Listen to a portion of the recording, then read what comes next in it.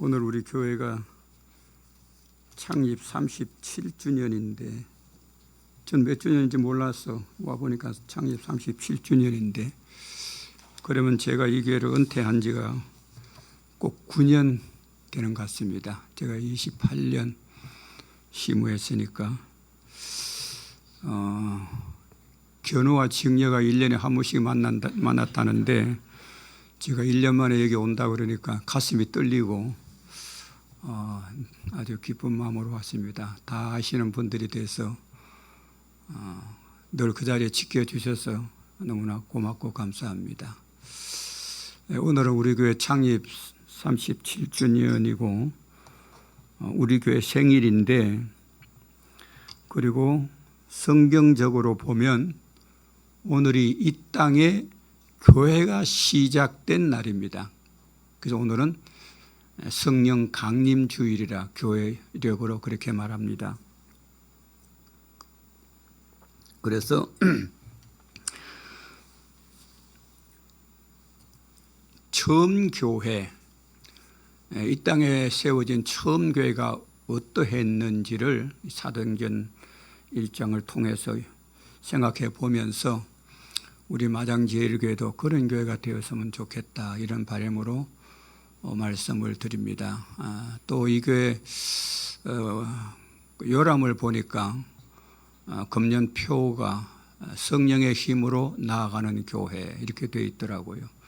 그래서 그걸 설교 제목으로 오늘 본문 사도행전 1장 8절을 제가 선택을 했습니다. 처음 교회가 시작될 때 어떤 현상이었느냐, 예수님의 제자들이 예수님과 함께 먹고 자고 생활하고 교훈을 받고 정말 하늘같이 믿고 따랐는데, 그 예수님이 무력하게도 또 제자들의 생각과는 전혀 반대 방향으로 너무나 허약하게 십자가에 처형을 받고 비참한 모습으로 돌아가셨단 말이죠.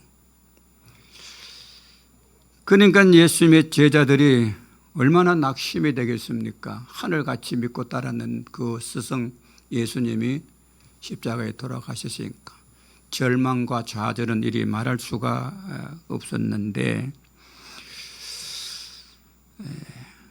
그래서 그들이 아직 눈에 눈물도 채 마르지 않고 앞으로 내가 이제 어떤 모습으로 내가 살아야 되느냐 좌절과 낙심하고 있던 그때에 십자가에 돌아가신 예수님이 부활하셔서 예수님의 제자들 앞에 나타나신 겁니다. 예수님의 제자들뿐만 아니라 예수님을 따르던 많은 무리들, 그들에게 나타나셨어요. 그러니까 그걸 보는 제자들과 예수님을 따르는 사람들의 마음이 얼마나 감격스럽겠습니까? 부활하셔서 그것도 하루 이틀 있다가 없어진 것이 아니고 40일 동안 또 역시 같이 먹고 자고 이야기 나누고 그렇게 지냈습니다. 그러니까 그 예수님의 제자들과 예수님을 따르던 사람들의 그 감격이 이루 말할 수가 없을 정도였습니다. 그래서 그러면 그렇지, 우리 예수님인데 하나님의 아들 메시아인데 그러면 그렇지. 그리고 그들은 이제 어떤 생각을 하느냐 하면 이제 예수님을 중심으로 이 땅에 새로운 세상이 펼쳐진다, 그런 기대감을 잔뜩 가지고 있었습니다.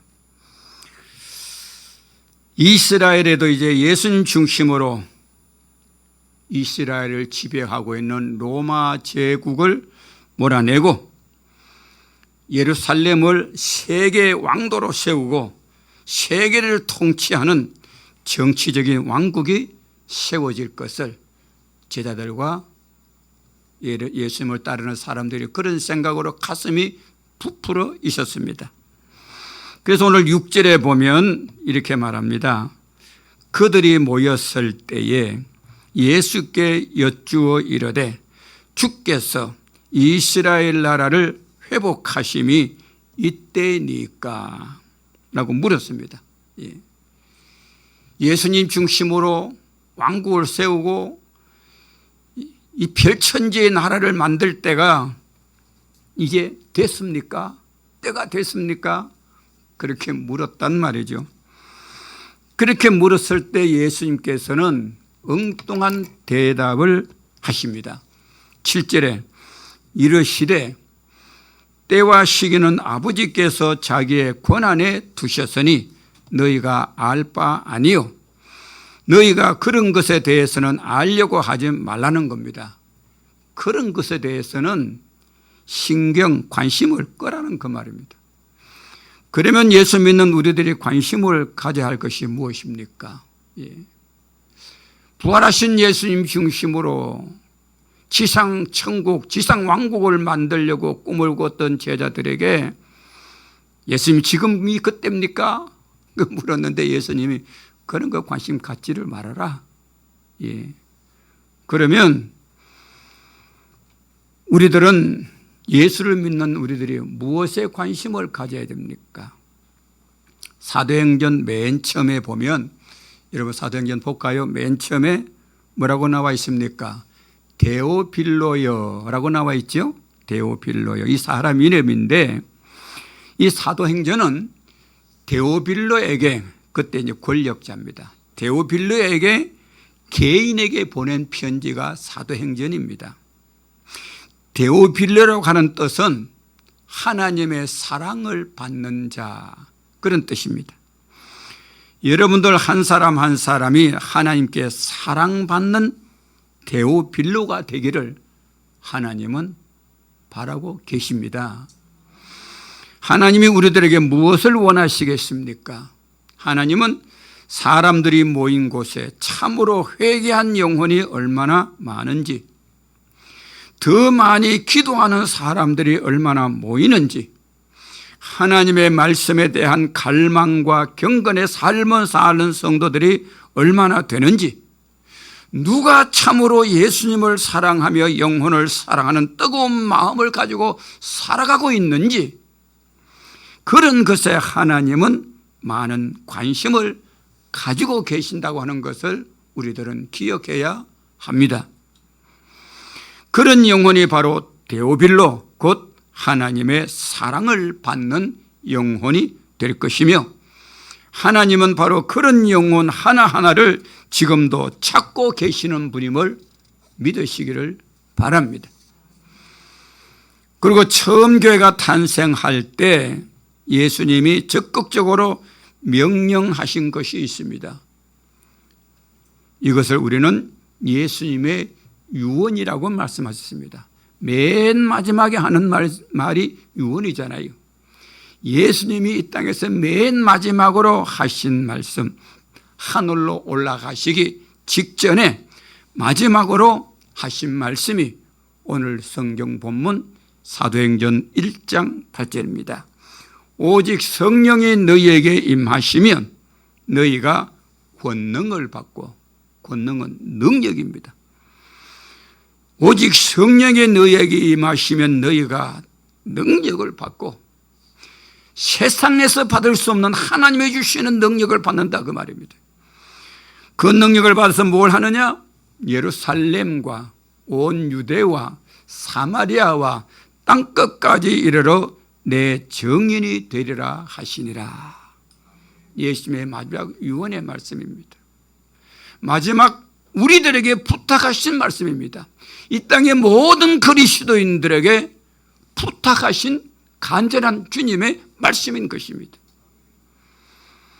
예수님이 지금 우리 신앙 자체가 어떻게 해야 하는지에 관해서 적극적인 명령을 하고 계시는데, 예수님의 명령은 내 증인이 되라고 하는 겁니다. 나가서 복음 전도를 하라는 겁니다. 죽어가는 영혼을 구원하라고 하는 겁니다.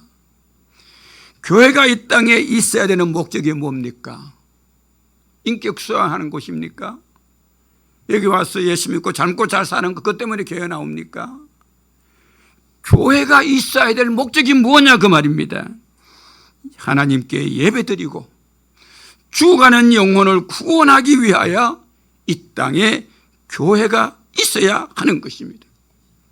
우리 예수님 왜 이 땅에 오셨습니까? 왜 십자가에 죽으셨습니까? 죽어가는 영혼들을 구원하시기 위하여 예수님이 십자가에 죽으시고 부활하심과 장차 재림하신 것을 말씀을 하셨습니다. 그리고 때를 얻든지 못 얻든지 나가서 전하라. 복음 전하라. 예. 이것이 예수님의 처음 말씀이요 예수님의 마지막 유언입니다. 때가 찼고 하나님 나라가 가까웠으니 회개하고 예수를 믿어라. 예. 우리 주님의 처음 설교의 말씀과 함께 마지막 말씀도 나가서 복음 전도자가 되라 하는 것이 예수님의 마지막 유언입니다. 그래서 우리가 지금도 예배 때마다 신앙 고백할 때 오늘 또 사도신경을 암송하지 않았습니까? 사도신경의 내용이 무엇입니까? 하나님이 천지 만물을 창조하셨다. 예수님이 동정녀 탄생하셨다. 예수님이 십자가에 죽으셨다. 예수님이 부활하셨다. 예수님이 장차 재림하신다. 이게 기독교의 핵심의 중심입니다. 그래서 우리들은 예배 때마다 사도신경을 어느 교회나 다 암송을 하는 것입니다. 이 복음을, 이 예수님이 분부하신 이 복음의 말씀을 나가서 외치라고 하는 것이 처음 교회가 시작될 때 예수님이 간곡하신, 부탁하신 유언의 말씀이라 그 이야기입니다.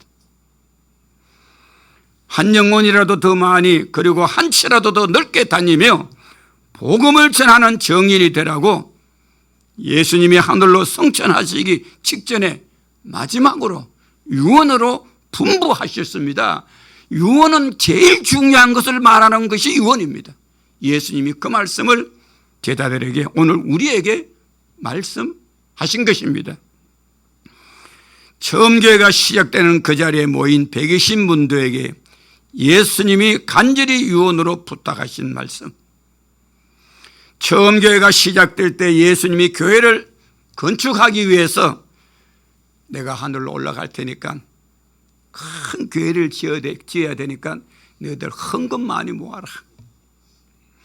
내가 하늘로 올라가야 되니까 나를 경배하기 위해서 예배당을 크게 잘 지어라. 그런 말씀하시지 않았어요. 예수님께서 마지막 하신 말씀이 무엇입니까? 예루살렘과 온 유대와 사마리아와 땅끝까지 이르러서 내 복음의 증인이 되라.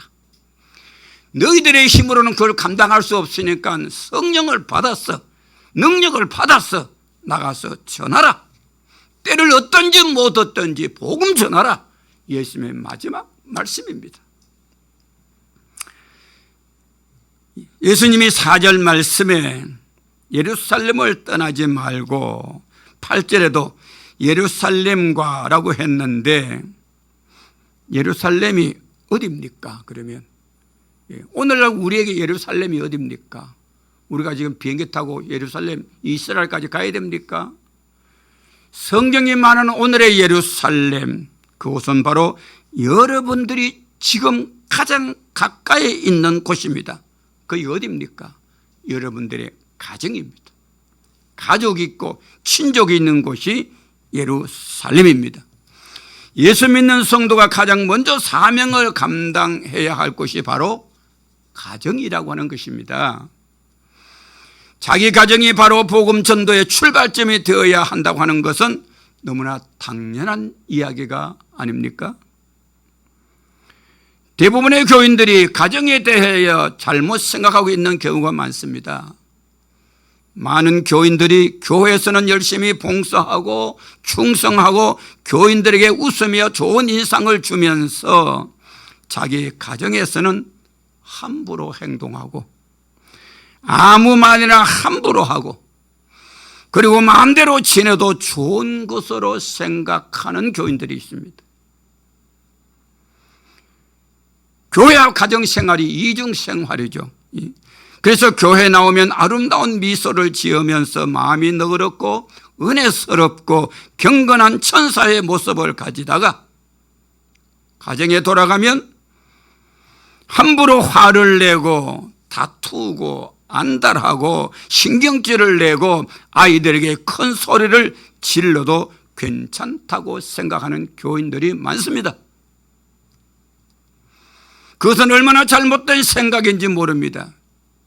자기 가정에서 예수 믿는 사람의 정인의 자세가 바로 되지 못하면 절대로 이웃에게 예수 믿으라고 전도의 사람이 될 수가 없습니다. 교회에 오면 천사의 얼굴이 되는 사람이 집안에 들어가면 내외간에 다투고 애들에게 신경질을 낸다고 생각해 보십시오. 그 자녀들이 부모님이 믿는 예수를 따라서 믿겠습니까? 그 자녀들이 부모가 나가는 교회 따라 나오겠어요? 예수님은 복음 전도를 예루살렘에서부터 자기 가정에서부터 가족과 가장 가까운 친척들에게서부터 시작하라고 명령을 하신 것입니다. 그래서 가족 구원에 먼저 믿는 부모가 삶의 표본이 되어야 됩니다. 자식은 부모가 뭐라고 하느냐 그 말을 듣고 자라는 것이 아니라 자식은 부모의 삶을 보고 닮아서 따라오는 것입니다. 그래서 자식은 부모의 거울이라고 그러잖아요. 부모가 교회에서 신앙생활을 잘하면 가정에서도 신앙생활을 잘할 때 자녀들이 그걸 보고 나도 우리 부모님 같이 저런 생활 저런 삶을 살아야 되겠다. 교회 나오라 그러지 않아도 저절로 따라 나온단 말이죠. 오늘날 한국교회가 왜 주일학교가 없어집니까? 왜 중고등부가 없어집니까? 왜 나이 많은 어른들만 교회 나옵니까? 가정에서 예루살렘에서 복음 사역의 삶을 바로 살지 못해서 그런 것이 아닌가 하는 것입니다. 그 다음 두 번째가 뭡니까? 온 유대입니다. 예루살렘과 온 유대는 어디입니까? 그것은 바로 우리의 이웃이고 우리 민족입니다. 민족 복음화는 하나님이 우리 민족과 이 땅 교회에 맡겨주신 최대의 지상 과제입니다. 그래서 교인들은 교회 안에서만 열심히 있는 신앙이기 전에 주일날 교회에서 예배 드렸습니까? 예배 드린 주일날 교회에서 예배 드린 이 마음으로 교회 밖에 나가서 월요일부터 토요일까지도 주일날 이 시간 하나님께 예배 드리는 모습으로 살아야 된다 그 이야기입니다. 거기가 유대입니다. 유대. 일상생활에서 사회생활에서 삶의 현장에서 예수님의 정인의 사명을 감당하는 것이 중요하다고 하는 것을 잊어서는 안 됩니다. 그래서 교회 밖에서 많은 사람들을 만날 때 나를 만나는 많은 사람들이 저 사람은 참 예수 믿는 사람이구나. 저 사람 보니까 참 좋은 집사구나. 참 좋은 권사구나. 참 좋은 장로구나. 나도 저런 사람 되고 싶다. 나도 교회 한번 나가봐시면 좋겠다. 이런 말을 들을 수 있고 이런 생각이 들도록 삶의 현장에서 그런 생활을 해야 한다 그 말입니다. 그게 유대입니다. 유대. 사마리아, 온 유대, 그 다음 뭡니까? 예루살렘, 온 유대, 그 다음 세 번째는 사마리아입니다. 사마리아. 사마리아는 유대 사람들과 철천지 원수입니다. 유대인들은 사마리아 사람들을 아예 상종하지 않았습니다. 개, 돼지 취급했어요. 하나님의 복음은 나와 우리 민족과 원수로 여겨지는 사람에게도 지역에도 복음이 전파되어야 한다는 말입니다. 그것이 예수님의 명령이고 유언입니다. 복음전도 프로그램을 내 가까이 있는 원수를 포함해서 내가 미워하는 사람, 꼴도 보기 싫은 사람, 다시 만나고 상종하기도 쉽지 않는 사람, 그런 사람에게도, 더 나아가서 무당들에게도, 다른 종교인들에게도, 불교인 머리 빡빡 같은 성녀들에게도, 뿐만 아니라 우리하고 대치해 있는 북한 우리 동포들에게, 공산권인 중국과 러시아까지 모두 포함되는 것이 사마리아입니다. 저들도 구원받아야 할 영혼들입니다. 하나님이 언제 예수 믿는 우리들만 사랑한다고 그랬습니까? 하나님이 세상을 이처럼 사랑하사, 하나님이 사랑하시는 이 세상은 온 우주 안에 있는, 이 지구 안에 있는 80억, 90억 되는 모든 사람들을 말하는 것입니다. 그들에게 복음이 전해져야 된다, 그 이야기입니다. 그 다음에는 땅끝까지입니다. 땅끝까지. 그것은 우리가 알지도 못하는 사람, 우리가 알지도 못하는 지역까지를 의미합니다. 땅 위에 마지막 한 사람까지 예수님의 복음을 알게 될 때까지 교회와 교인들은 절대로 전도의 사역을 멈추어서는 안 됩니다. 땅끝이 어딥니까? 땅끝이. 땅끝까지 이르러 내 복음이 정인이 되라. 여러분들에게 있는 땅끝이 어디냐? 예수 믿지 않는 사람이 있는 그 자리가 땅끝입니다. 내가 있는 이 현장에서 예수 믿지 않는 사람이 있으면 거기가 땅끝이에요. 그들에게 복음을 전하라. 마지막 예수님의 유언의 말씀입니다. 이렇게 부활하신 예수님께서 하늘로 성천하시기 직전에 마지막으로 땅끝까지 다니면서 생명을 다하여 복음의 정인이 되라고 전도하라고 제자들에게 분부하시면서 그냥 무턱대고 정인이 되라고 하시지 않았습니다. 왜? 우리의 연약함을 하나님이 아시니까. 그냥 두면 나가 전도도 하지 않고 뭐 맨날 뭘 먹느냐 뭘 마시냐 그것만 걱정하면서 살 것 같으니까 전도하라고 땅끝까지 이르러 내 복음의 정인이 되라고 하시면서 그냥 정인이 되라고 하신 것이 아닙니다. 뭐라고 말씀하십니까? 그는 먼저 성령을 받고 그리고 능력이 생기거든, 능력, 힘이 생기거든 그 다음에 나가서 전도하라고 그랬습니다. 순서가 있습니다. 순서가. 무턱대게 전도한다고 전도가 되는 게 아닙니다.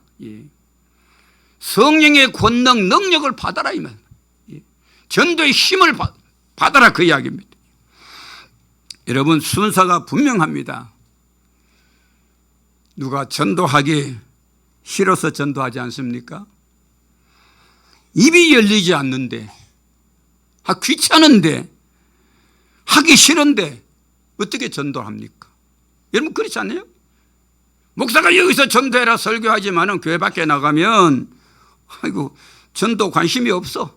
사람 안 믿는 사람 많아도 입이 열리지 않아요. 전도하기가 싫어요. 귀찮습니다. 그런데 전도가 됩니까? 기도도 그렇습니다. 누가 기도하기 싫어서 기도하지 않습니까? 기도하고 싶지만 기도가 되지 않는데 어떻게 기도합니까? 그래서 능력이 필요합니다. 힘이 필요합니다. 그래야 발걸음이 떨어지고 입이 열리는 것입니다. 그 능력, 그 힘이 어디서 오느냐? 그 능력은 성령 충만입니다. 성령도 하나님이십니다. 성부 하나님, 성자 하나님, 성령 하나님이십니다. 성령이 힘을 주신다 그 말입니다. 능력을 주신다 그 말입니다. 성령의 능력이 아니고는 인류 80억이 한꺼번에 달려붙어도 한 영혼도 구원할 수가 없습니다. 영혼 구원하는 것은 전적으로 성령의 능력입니다. 그러므로 예수님은 분명히 성령을 받으면 능력이 생기고 능력이 생기거든 나가서 전도하라고 순서를 말씀하셨습니다.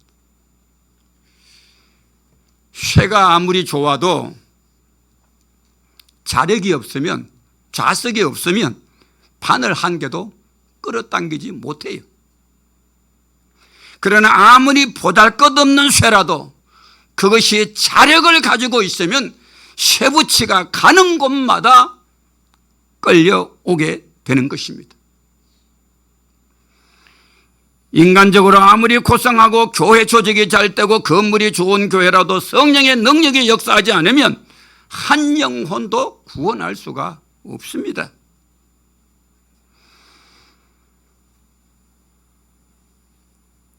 일 년 내내 열심히 예를 섰는데 연말이 되어서 숫자를 계산해 보면 맨날 그 숫자가 그 숫자고 오히려 숫자가 떨어졌습니다. 어디로 갔습니까? 성령의 능력이 필요합니다. 우리 각자가 보잘것없어도 성령의 능력을 가지고 있는 교회와 성도가 되면 교회로 이끌려오는 영혼들이 자꾸 생길 줄로 믿습니다. 이렇게 지상명령인 전도를 분부하시고 예수님은 저희 보는 데서 하늘로 올리워 가셨다고 기록하고 있습니다. 9절입니다. 이 말씀을 마치시고 그들이 보는 데 올려져 가시니 구름이 그를 가려 보이지 않게 하더라. 예수님이 신기하게도 하늘로 들려 올라가고 계십니다. 마지막 사도행전 1장 8절 말씀을 하시고는 그 사람들이 보는 앞에서 하늘로 올라간다는 이야기죠. 하늘로. 예. 제자들과 거기 모인 사람들은 흥분과 아쉬움에서 하늘을 쳐다보고 있었습니다. 구름이 가리워 보이지 않을 때까지 보고 있었습니다. 예수님은 천사들의 옹의를 받으며 공중으로 들려 올라가셨습니다. 하늘로 올려가신 예수님은 그 모습 그대로 다시 재림하실 것이라고 사도행전 1장 10절에서 11절에 말씀하고 있습니다. 올라가실 때에 제자들이 자세히 하늘을 쳐다보고 있는데 흰옷 입은 두 사람이 그들 곁에 서서 이르되 갈릴리 사람들아 어찌하여 서서 하늘을 쳐다보느냐? 너희 가운데서 하늘로 올려지신 이 예수는 하늘로 가심을 본 그대로 오시리라 하였느니라. 이 말은 하늘로 올려가신 그 모습과 똑같은 모습으로 예수님이 다시 이 세상에 오신다는 말씀인 것입니다. 예수님이 성천이 눈에 보이듯이 예수님이 가신 그 모양 그대로 재림의 때도 사람 눈에 보이게 오실 것이란 말인 것입니다. 여러분, 우리 예수님은 다시 오십니다. 우리가 사도신경으로 고백하고 있잖아요. 그런데 우리들은 그걸 잊어먹고 생각을 안 하고 있어요. 어떻게 잘 먹고 잘 사느냐 그게 빠져가지고 다시 오실 예수님을 맞이할 준비를 우리들은 하지 않고 있습니다. 그때는 아무도 알지 못합니다. 예수님도 알지 못해요. 하나님만 아십니다.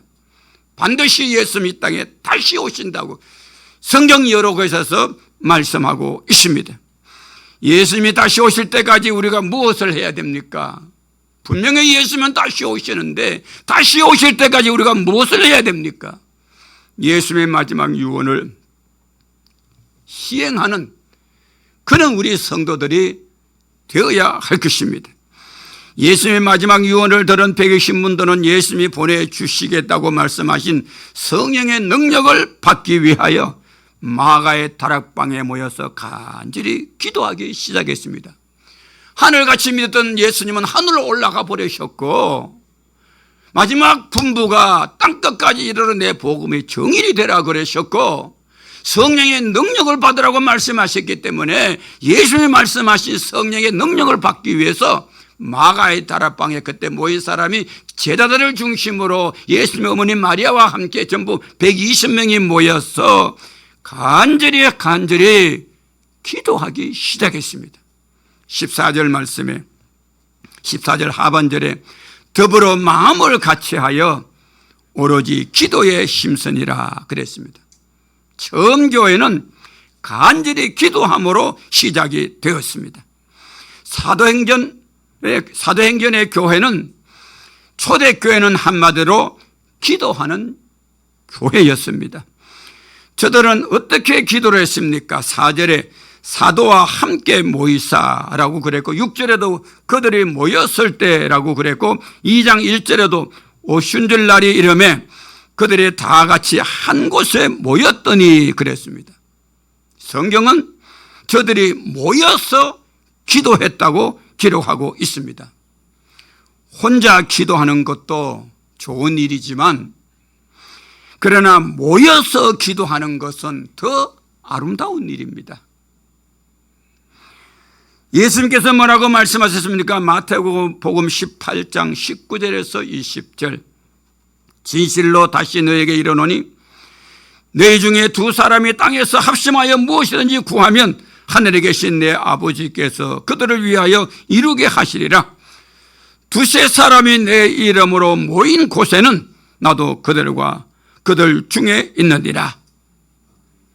교인들이 혼자 기도하는 것도 중요하지만 그러나 교인들이 머리를 맞대고 모여서 무릎을 맞대고 함께 기도할 때 그곳에는 사탄의 역사가 물러가고 하나님 나라의 능력이 나타나며 영혼에 대한 뜨거운 사랑이 불붙게 됨을 믿으시기를 바랍니다. 함께 뜨겁게 기도할 때 영혼 구원을 위한 목적을 가지고 함께 모여서 뜨겁게 기도할 때 가슴이 뜨거워지게 되고 전도의 불이 붙게 된다는 이야기입니다. 사도행전 1장 14절 끝에 보면 더불어 마음을 같이하여 오로지 기도에 힘쓰더라. 이 말은 기도의 응답이 올 때까지 기도에 집착했다고 주경학자들은 해석하고 있습니다. 꾸준히 기도했다는 말입니다. 예수님도 새벽 미명에 남들이 다 잠잘 때 아침 이슬 맞아가면서 예수님은 새벽 미명에 기도했습니다. 우리 예수님은 겟세마네 동산에서 힘쓰고 애써 기도하시니 땀이 땅에 떨어지는 핏방울 같이 되었다고 성경은 기록하고 있습니다. 예수님은 새벽에도 기도하고 밤에도 기도하고 간절히 기도를 했습니다. 엘리야가 기도할 때는 얼굴을 두 무릎 사이에 묻고 간절히 기도했다 그랬습니다. 처음 교회가 시작될 때 마가의 다락방의 기도는 그런 간절한 기도였습니다. 기도에 집착했다는 말입니다. 간절하게 기도했다는 말입니다. 땀을 흘리며 애쓰며 부르짖으며 기도했다는 그 말입니다. 이것이 교회의 시작 출발점이었습니다. 참으로 믿음의 기도는 산을 옮깁니다. 처음 교회가 시작될 때 오순절의 역사를 지금도 불러일으켜야 응답을 가져올 수가 있고 교회가 부흥할 수가 있습니다. 짐작컨대 처음 교회가 시작된 장소의 마가의 다락방은 기도의 열기로 가득 찼을 것입니다. 오늘날 많은 성도들이 기도는 하지만은 기도의 열기는 사라지고 있습니다. 기도에 정열이 없는 사늘한 기도를 하고 있습니다. 하늘 보호자를 움직이는 기도가 없다 그 말입니다. 대충 때우는 기도만 하고 돌아가잖아요. 그것은 어쩌면 우리의 가슴에 죽어가는 영혼에 대한 사랑과 예수님에 대한 사랑이 식어가고 있다고는 증거인지도 모릅니다. 기도의 열심이 회복되어져야 됩니다. 에레미야서 33장 3절에 너는 내게 부르짖으라 내가 너에게 응답하겠고 너가 알지 못하는 은밀한 것을 너에게 보이리라고 말씀하셨습니다. 또한 저들은 마음을 같이하여 기도했다 그랬습니다. 이 말의 뜻은 한 목적을 위하여 하나가 되어서 기도했다는 말입니다. 사도행전을 쓴 누가는 이 표현을 사도행전에서 10번이나 사용하고 있습니다. 저들은 몸만 한 곳에 모여서 각각 자기의 필요한 기도만 한 것이 아니라 한 목적을 위해서 뜻을 모아서 함께 간절히 기도했다는 말입니다. 그래서 처음 교회가 시작된 마가의 다락방은 한마디로 기도의 용광로요 사랑의 용광로였던 것입니다. 제자는 무엇을 위해서 기도했습니까? 사도행전 1장 4절 5절에 보면 성령의 임재와 능력을 위하여 기도했습니다. 저들의 기도 제목은 한 가지뿐이었습니다. 그것은 성령의 능력을 덧입는 성령 충만이 되는 그런 성도가 되는 것이었습니다. 그 성령의 충만을 받아야 나가서 전도할 수가 있으니까, 죽어가는 영혼을 불쌍히는 마음이 그때 생기니까 성령의 능력을 덧입기를 그들은 기도했던 것입니다. 성령은 하나님께서 인간에게 주실 수 있는 가장 좋은 것입니다. 성령의 능력만 덧입으면 다른 것은 모두 성령의 능력으로 해결되는 것입니다. 오늘 많은 성도들이 현실적이고 기업적인 육신적인 욕심에 사로잡혀 기도하는 동안에 모든 문제가 해결자이시고 능력이 되시는 성령의 능력을 잊어버릴 때가 많습니다. 성령의 능력은 잊어버리고 그냥 적당히 기도하면 다 될 줄 알고 있거든요. 성령의 능력을 힘입어라. 성령은 말씀하고 있습니다. 성령만 계시면 육신의 문제도, 영혼의 문제도, 가정의 문제도, 자녀의 문제도 모두 해결될 줄로 믿습니다. 마장 제1교도 처음 교회 탄생지인 마가 다락방으로 변화되기를 위하여 간절히 기도하는 교회가 되기를 원합니다. 그래서 교회에 발을 들여놓는 사람마다 인간의 근본적인 문제가 해결되는 것을 경험하는 복된 교회가 되기를 원합니다. 그리고 여러분들의 가정에는 이 은혜스러운 기도의 다락방들이 여러분들의 가정에 다 될 수 있게 되기를 원합니다. 그리고 여러분들의 삶의 모든 문제도 성령 안에서 해결되는 기쁨을 누릴 수 있게 되기를 원합니다. 이들이 한자리에 모여서 간절히 기도했을 때 본문 사도행전 1장 8절의 말씀대로 성령이 불같이 임했습니다. 그 내용이 사도행전 2장 1절에서 4절에 기록하고 있습니다. 우리 같이 읽어보겠습니다. 오순절 날이 이미 이르매 그들이 다 같이 한 곳에 모였더니 호련히 하늘로부터 급하고 강한 바람 같은 소리가 있어 그들이 앉아놓은 집에 가득하며 마치 불의 혀처럼 갈라지는 것들이 그들에게 보여 각 사람 위에 하나씩 임하여 이더니 그들이 다 성령의 충만함을 받고 성령이 말하게 하심을 따라 다른 방언으로 말하기를 시작하니라. 할렐루야. 그들이 모여서 정말 땀을 흘리며 간절히 기도했을 때 성령이 불같이 마가의 다락방에 임했다고 성경은 말씀하고 있습니다. 그래서 모여 기도하는 그들은 성령을 충만히 달라고 간절히 기도했을 때 마가의 다락방에는 성령의 대폭발이 일어난 것입니다. 이 날이 바로 오순절입니다. 오늘이 바로 그 날입니다. 그러면서 교회가 시작이 되었다 그 말입니다. 오순절은 이스라엘 백성들이 출애굽한 지 50일째를 기념하는 날이 오순절입니다. 그래서 오늘은 이 땅에 교회의 생일입니다.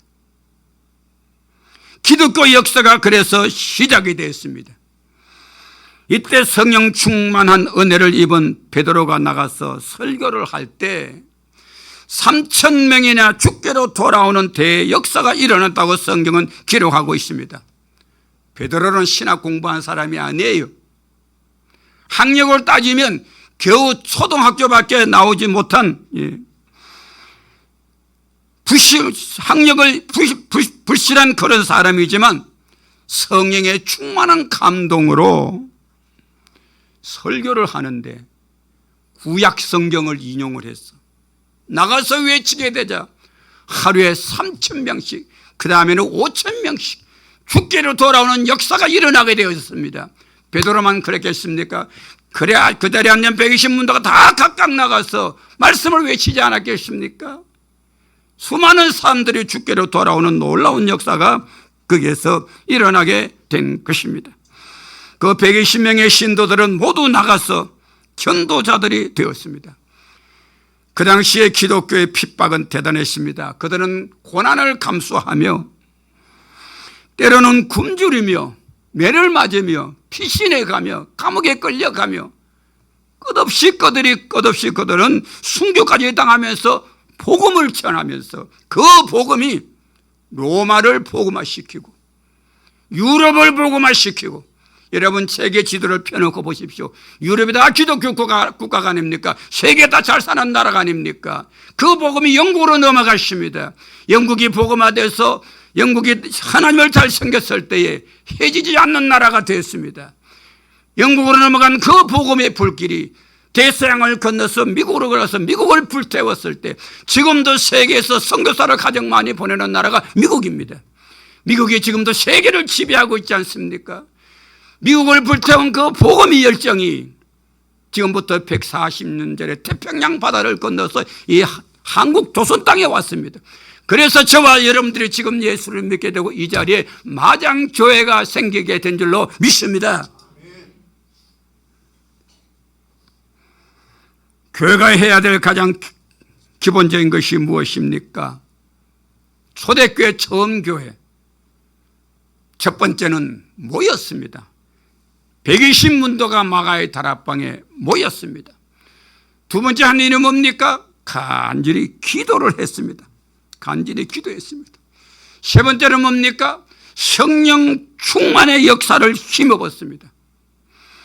그 다음 넷째는 때를 얻든지 못 얻든지 나가서 복음 전도하는 생명을 내걸고, 나는 이제 복음 전하다 죽어도 좋다, 죽으면 천국 갈 거다, 예수님은 다시 재림하실 것이다, 그 믿음을 가지고 나가서 열심히 복음을 전했습니다.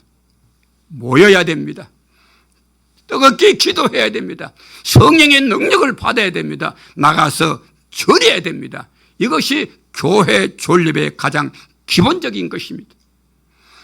다시 말씀하지만 교회가 존재해야 될 이유가 무엇입니까? 복음을 전도해서 사람들을 구원해야 하는 것이기 때문에 교회가 있어야 하는 것이고, 예수님도 그 일을 위하여 이 땅에 오셔서 십자가에 죽으셨습니다.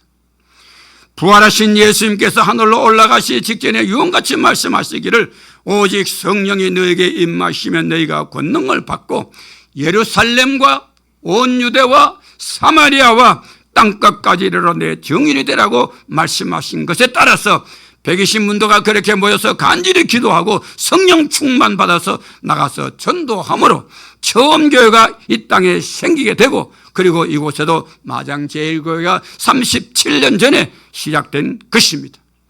이 교회도 모이고 간절히 기도하고 서로 사랑하고 성령 충만 받도록 애를 쓰시고, 교회 표대로 성령의 힘으로 나아가는 초대교회 같은 그런 아름다운 교회가 될 수 있게 되기를 주님의 이름으로 축원합니다.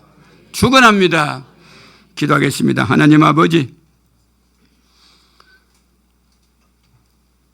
예수님께서 부활 승천하시기 전에 마지막 유언으로 하신 말씀에 따라서 120문도가 마가의 다락방에 모여서 기도하고 성령 충만을 받았어.